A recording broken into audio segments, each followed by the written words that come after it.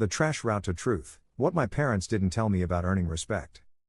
When I graduated college at 22, I thought life was finally opening its doors. My friends were gearing up for the next big thing, slick jobs in tech, internships at finance firms, or globetrotting gap years. Everyone seemed excited and nervous, polishing resumes, preparing for interviews, obsessing over LinkedIn profiles. Me? I was having brunch with my parents when they dropped a bombshell. No job hunting. No interviews. No free time to figure things out. Instead, they said, I'd be working for the family business. Now, most people hear family business and think of quaint cafes or cozy shops. Mine? It's a full-blown waste management empire. I'm talking industrial-level trash collection, recycling centers, citywide contracts, fleets of trucks. My parents built it from scratch, and now they were handing me the legacy, on one condition. I wouldn't be waltzing into a plush office with a corner view. No. If I was going to run the company someday, I had to start from the absolute bottom. You need to understand what it really takes, my dad said, locking eyes with me. Not from a spreadsheet. From the ground. In the mud. And honestly, I respected that. I didn't argue. I agreed. I thought I was ready. I'll never forget my first full day on the truck. It was still dark when I climbed into the cab, coffee in one hand, nerves in the other. The truck reeked of oil, sweat, and something faintly sour that I'd later learn was fermented food waste. My partner for the day was a guy named Luis, who looked at me like he'd already sized me up before I opened my mouth. You ever even lift a bin before? He asked, eyebrow raised. Not professionally, I said with a grin I hoped looked confident. He didn't smile. Keep up. That's all I ask. And with that, we were off. My first stop involved hauling a half-broken dumpster down a steep driveway slick with rainwater and old leaves. I nearly slipped 3 times, tore my glove trying to adjust the lid, and got splashed with what I could only hope was just spoiled milk. It wasn't even 7 a.m. By noon, I had new blisters, a throbbing shoulder, and the distinct realization that no amount of education had prepared me for the sheer physical toll of this job. My college degree meant nothing when I was chasing trash bags down a windy alley or digging a compacted bin free from the ice. But strangely, I didn't hate it. There was something incredibly honest about it.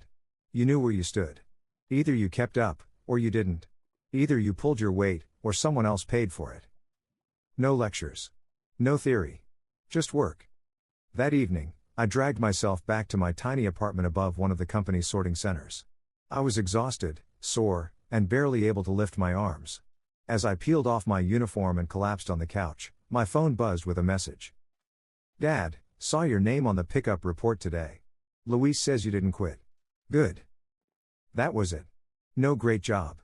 No I'm proud of you. Just a dry acknowledgement that I survived the day. But somehow, it meant more to me than any congratulatory speech. I stared at that message for a while before typing back. Me, not planning to. Because I wasn't. Somewhere in the blisters, the backaches, and the smell of decaying fast food wrappers, I knew I wanted to see this through. I didn't just want to inherit the company someday. I wanted to earn it. By week 3, I had learned 2 things. 1, the smell of a dumpster in July is something that lives in your soul, not just your nose. 2, people start noticing when you don't quit. Luis, the guy who barely acknowledged me on day 1, started giving me pointers. Little things.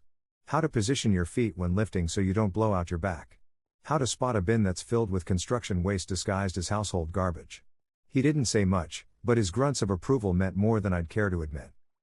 The other workers weren't quite as warm. Some eyed me with suspicion. One guy, Marco, started calling me college boy, not out of affection, either.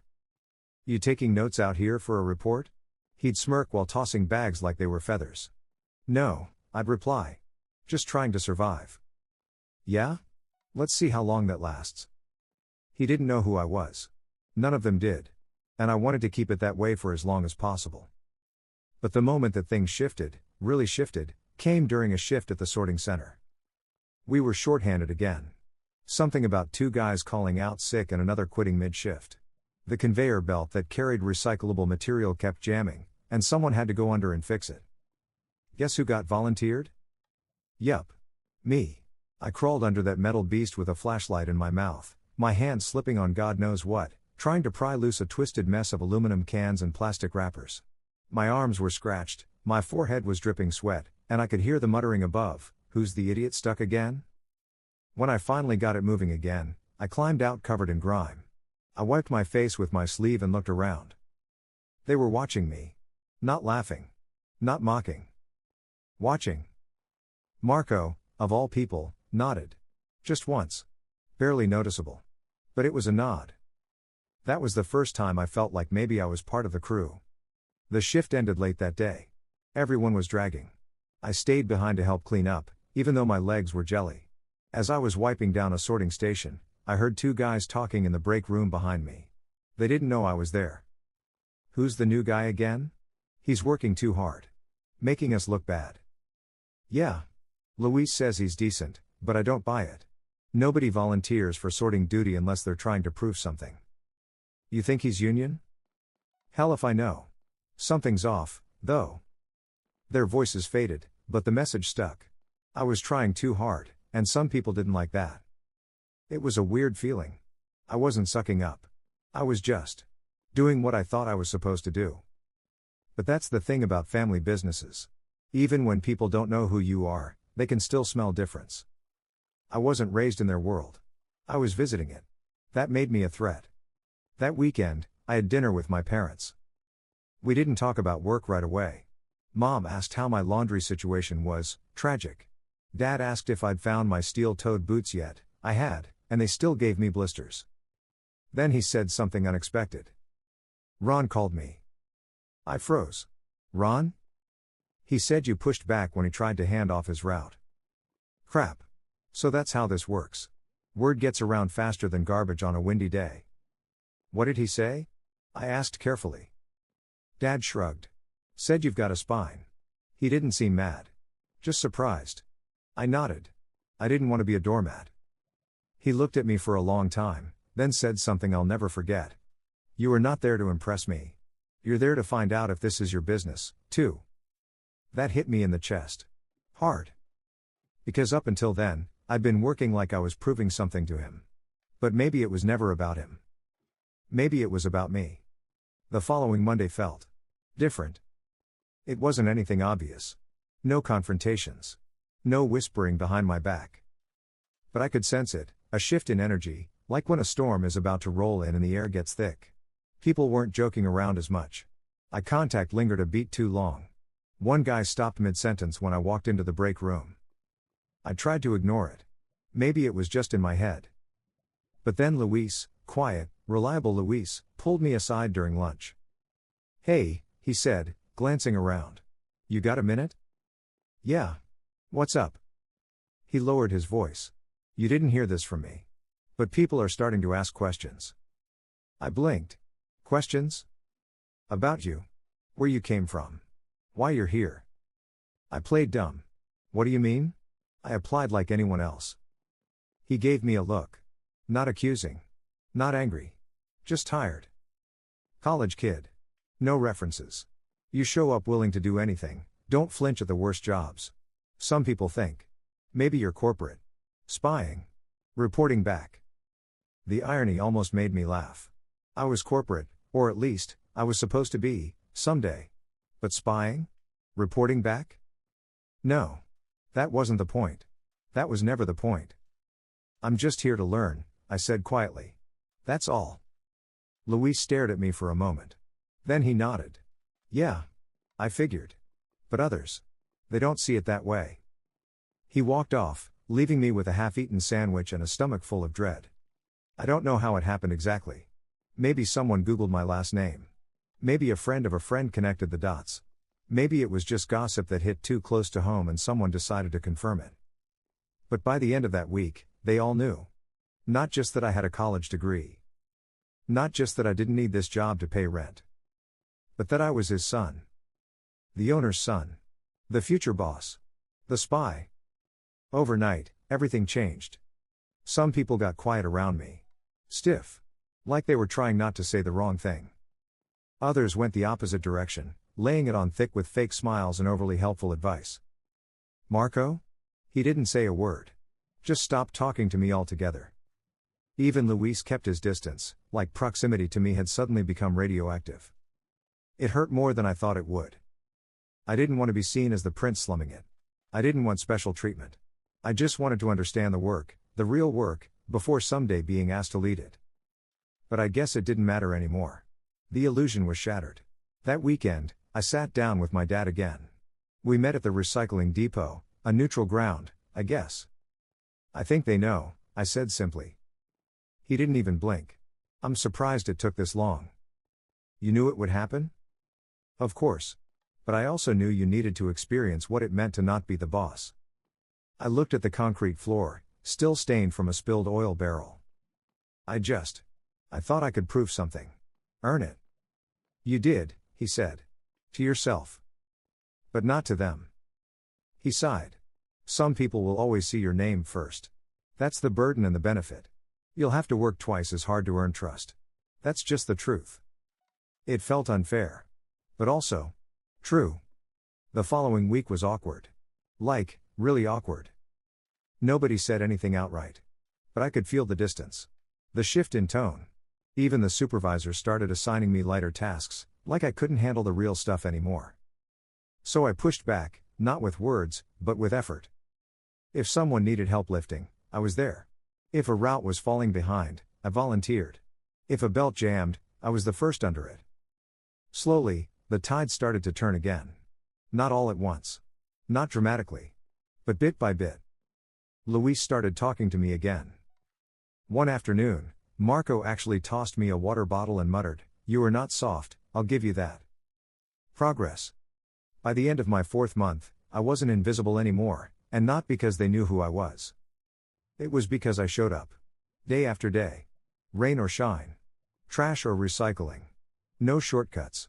No name dropping. I had been tested, not just by them, but by myself. And I'd passed. One afternoon, while cleaning out one of the older trucks, I looked at my reflection in the greasy window. Hair matted, uniform stained, hands rough. This wasn't the version of me that graduated with honors. But it was real. Earned. And I respected him more than I ever thought I would.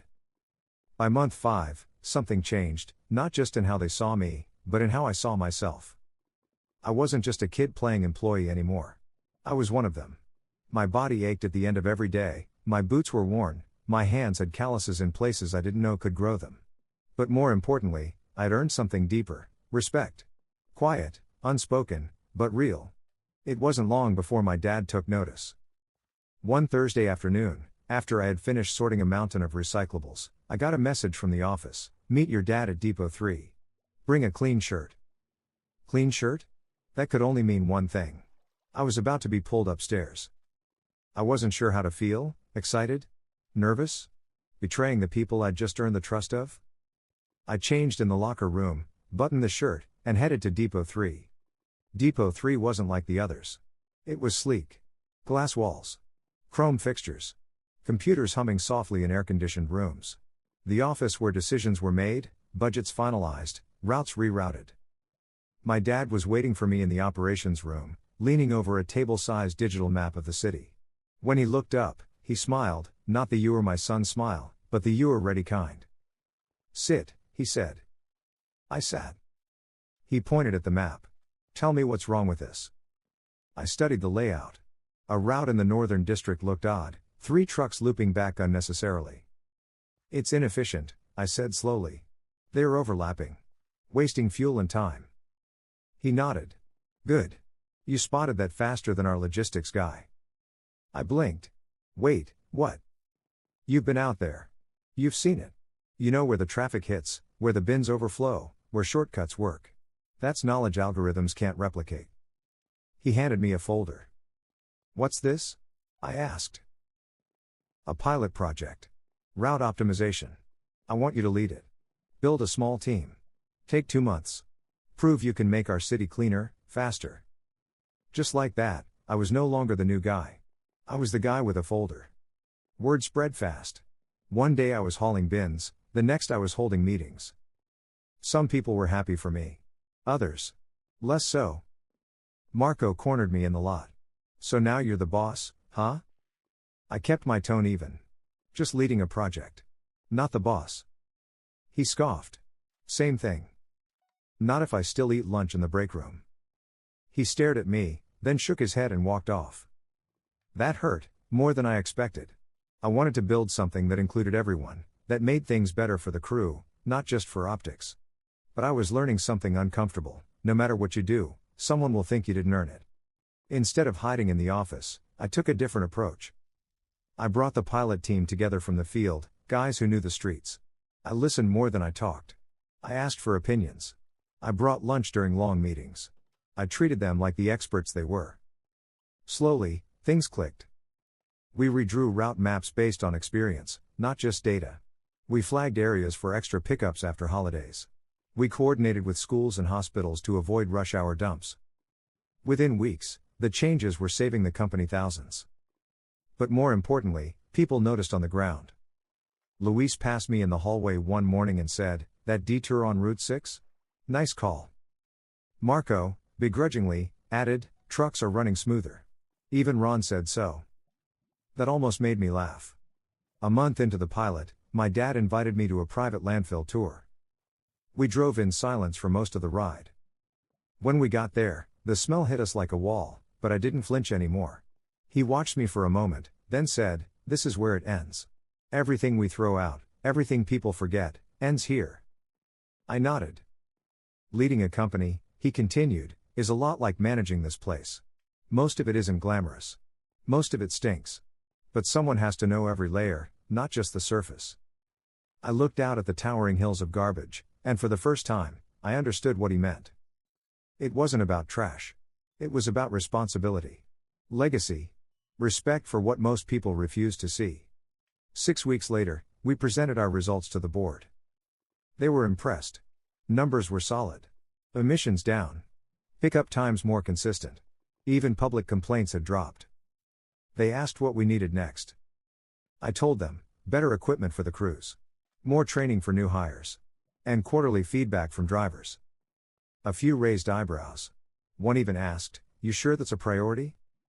I looked him in the eye and said, "If you've never stood ankle deep in leaking trash juice, you don't get to tell me what matters." The room went quiet. My dad smiled. 2 months had passed since the presentation to the board, and things were moving fast. Too fast, maybe. I had officially been appointed as the operations strategy lead for the entire city division, a fancy title that came with a new office, a better paycheck, and something I didn't realize I'd struggle with: distance. Distance from the people I worked beside for months. Distance from the grime, the sweat, the noise of the sorting centers and the early morning clatter of bins. Now it was quiet, polished, and isolated. But that wasn't the only thing changing. One morning, while reviewing upcoming fleet upgrades, I came across a budget cut proposal. It was slipped into a digital folder labeled Q4 Optimizations. At first glance, it seemed routine: reduce costs, increase margins. But when I looked closer, I saw what they were really cutting: maintenance hours, safety checks, retraining protocols. It didn't sit right. I scrolled further and saw a note next to the reductions. Cleared by VP. Signed, R. Collins. R. Collins, my dad's longtime second in command. A man who'd been running parts of this business even before I was born. He was old school. Profits over process. Efficient, but cold. And now he was pushing for cuts that might save money short term, but could endanger workers long term. I asked for a meeting. "Come in," Collins said, barely looking up from his tablet. I sat down. "These cuts in Q4, they'll compromise worker safety. Especially in the East Depot where our oldest trucks run." He didn't flinch. Calculated risk. Trucks are overdue for replacement anyway. "But we don't have replacements yet," I argued. "One blown brake line, and someone's in the hospital." He finally looked up. "This is a business, kid. You want your little projects and people first ideas? Great.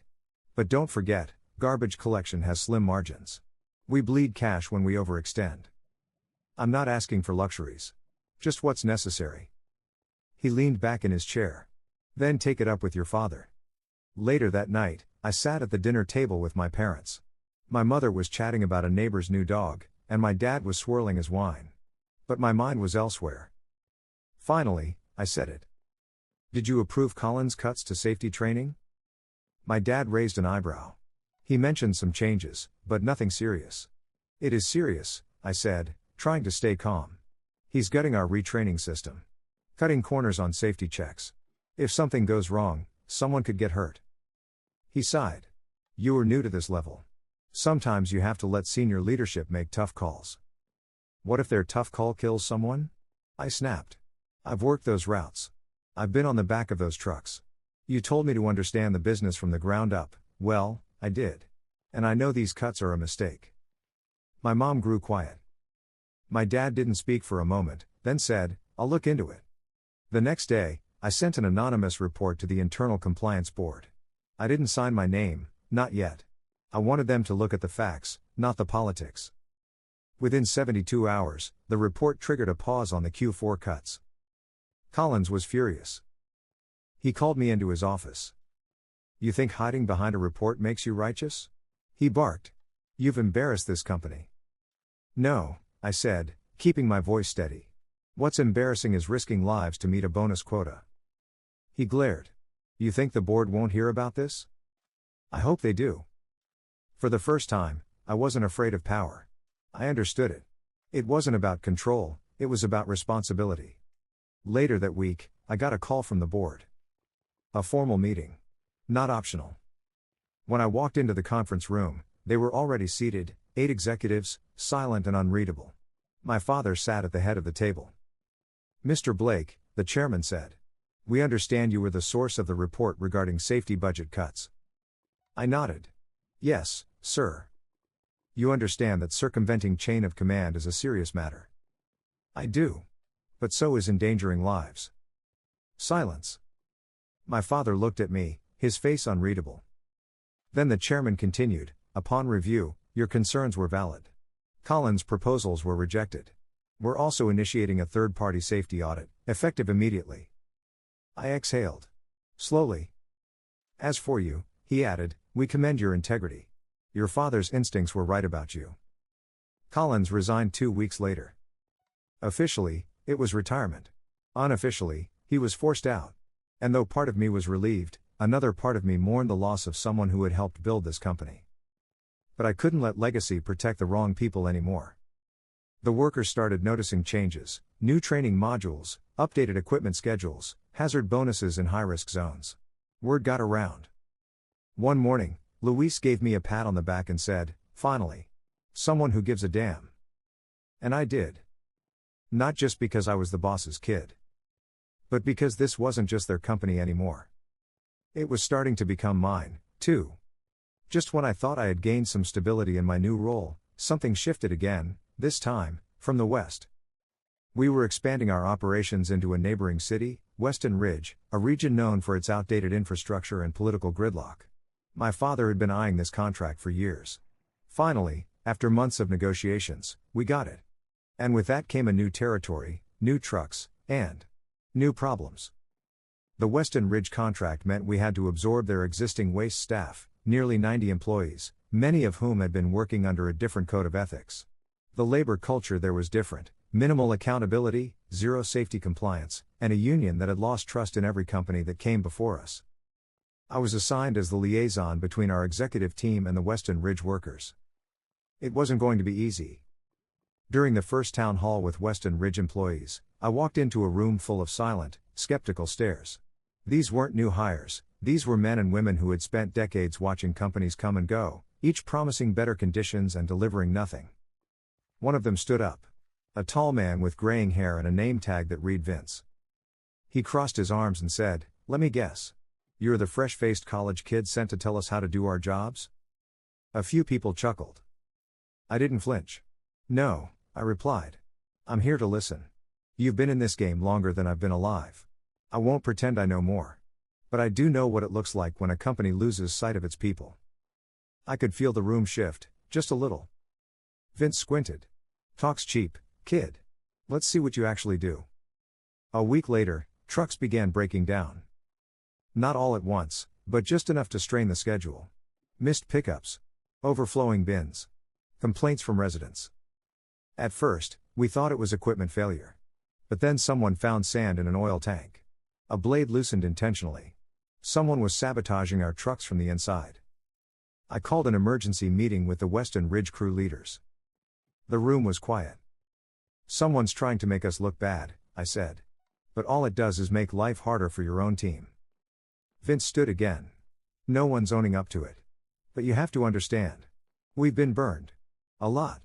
People are angry, and angry people do dumb things. So we let it slide?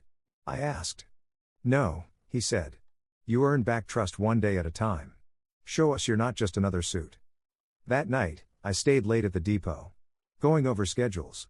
Rechecking logs.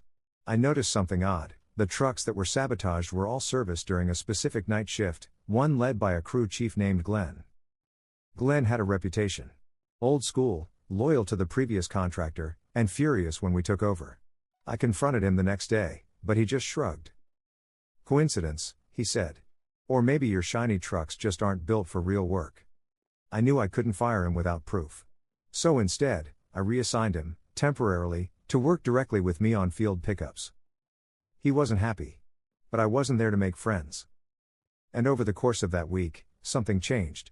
Glenn saw how I handled overflow routes, how I stayed behind to clean bins, how I covered for a sick worker without complaint. By Friday, he said nothing. But I noticed he stopped scowling. That weekend, the sabotage stopped. Just as things began to settle, word came that the Weston Ridge team was holding a vote. The union was considering going on strike, not against us exactly, but against the system they believed would never protect them. If they walked out, our new contract, and our credibility, would burn. I met privately with Vince. I'm not going to ask you to sway anyone, I said. I just want 5 minutes at the vote to speak.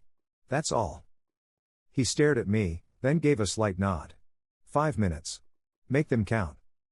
I stood in front of a crowd of over 100 employees in a drafty warehouse with flickering lights and the faint smell of oil in the air.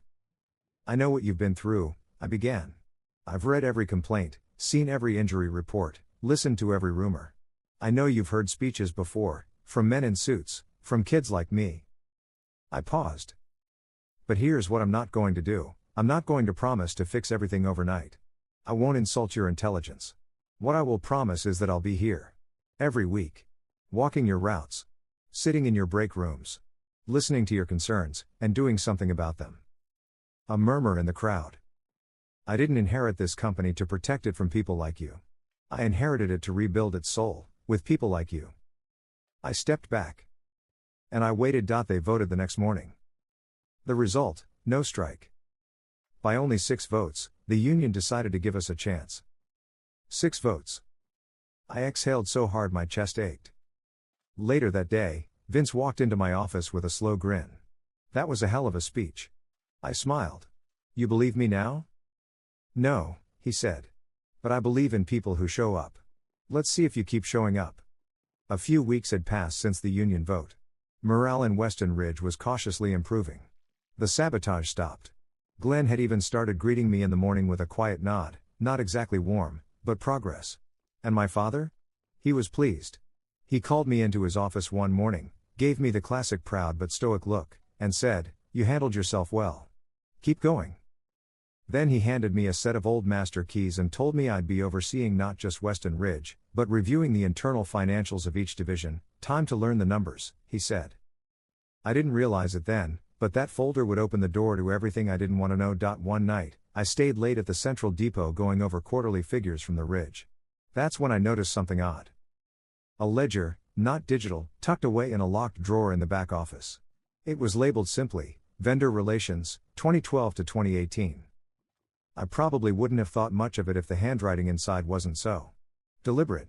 Too deliberate. Neat, structured, and filled with code names. Client Red. Project Glass. Offload S. Payments made in cash. Large ones. Regular ones. But there was no digital record of any of these transactions. I was staring at 6 years of unofficial payments made under the radar. To who? And why? I took photos. I cross-referenced names with old contracts. Some didn't exist at all. Others pointed to companies that dissolved years ago. A few names, however, did show up again, in Weston Ridge. One, in particular, North Point Transport. I dug deeper. Turns out, North Point was listed as a subcontractor for waste transfer during a period where no waste transfer occurred.